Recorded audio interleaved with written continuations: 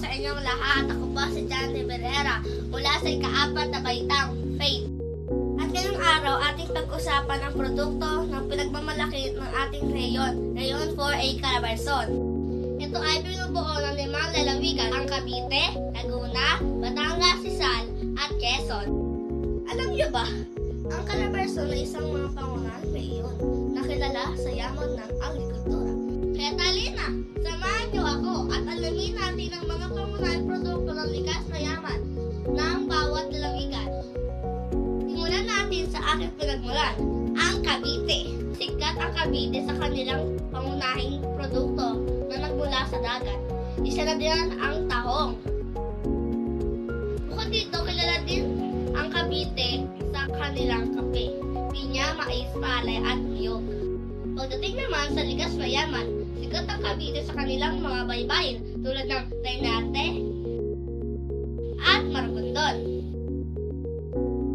Sunod naman ang Laguna. Dito makikita ang sikat na kanilang mga produkto gawa mula sa niyog. Tunay na lamang na masarap na buko pie na talagang lamang pasok sa masa. Bukod pa dyan, dito rin makikita ang Mount Makiling, isang bulkan na tutulog at hindi aktibo na siyang dinadayo ng mga turista.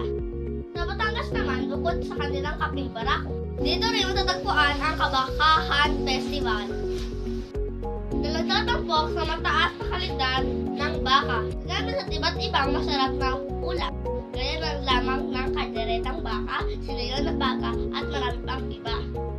Kilala rin ang Batangas sa kanilang mga magagandang tanawin, kabilang ang Taal Lake at Bulagang Taal, isa sa pinakamaliit pero pinaka-aktibong bulkan sa buong mundo at isa sa mga sikat na atraksyon.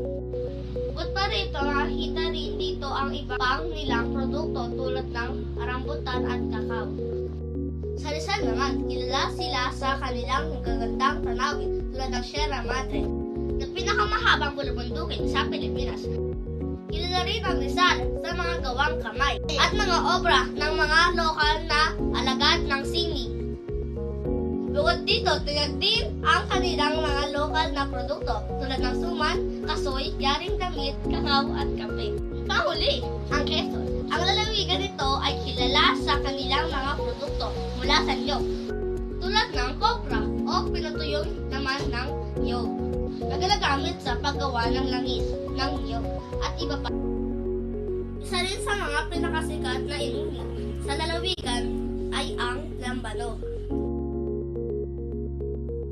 Dito rin matatagpuan ang Mount Banahaw na isang sagradong lugar at nag-aalok ng magandang tanawin. Sa kabuuan, ang Calabarzon ay isang tunay na napakakayaman hindi lamang sa mga produkto, kundi pati na rin sa mga tatanging tanawin at mga likas na yaman. Kaya ating suportahan ang mga lokal na produkto mula sa ating reyon. Maraming salamat po sa inyong pakikinig. Muli, ako po si John de Berrera. Naway